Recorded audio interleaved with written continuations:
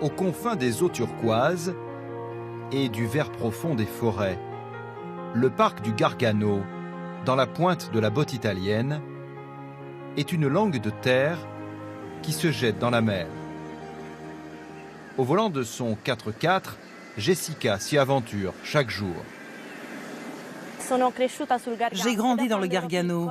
Quand j'étais petite, mes parents m'amenaient ramasser les champignons et les châtaignes. Je suis passionnée par ce territoire. Un territoire qui s'étend sur 120 000 hectares de bois et de lacs. De sa passion, Jessica a fait son métier. Elle est guide dans ce lieu aux 1000 visages. Elle aime particulièrement faire découvrir cette forêt, celle de la montagne fendue. Quand vous regardez les strates géologiques de chaque côté de cette tranchée, vous vous rendez compte qu'elles correspondent. En fait, on pense qu'un tremblement de terre a fendu le sol en deux. C'est pour cela que cette montagne s'appelle la montagne fendue. Même en plein été, cette partie du massif est une oasis de fraîcheur. Mais un peu plus haut, le vent de la mer Adriatique assèche les champs d'oliviers.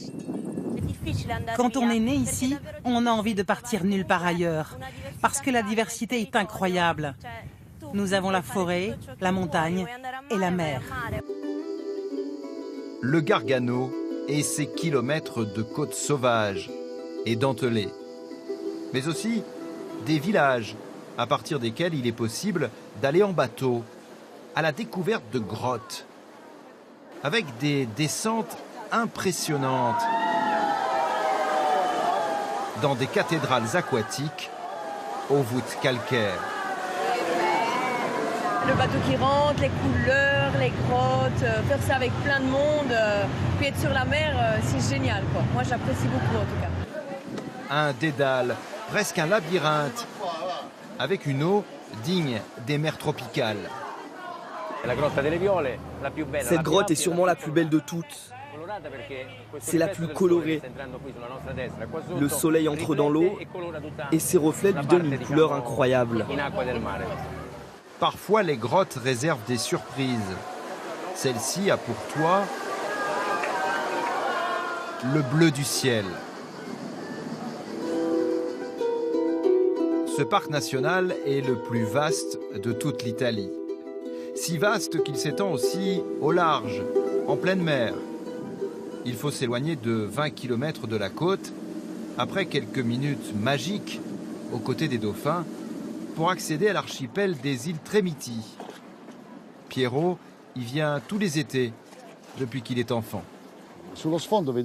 Au fond, vous voyez l'île de San Domino. Elle s'appelle comme ça parce qu'elle domine les autres. Celle-ci, on l'appelle le Cretaccio, un énorme rocher qui ressemble à la crête. Je crois qu'il n'existe nulle part ailleurs au monde un endroit où sur quelques kilomètres carrés, il y a autant de beauté de la terre ou de la mer. C'est unique. Loin des plages bondées d'autres régions de la péninsule, le parc national du Gargano a permis de garder l'authenticité de cette montagne qui plonge dans l'Adriatique et de conserver intact l'éperon de l'Italie.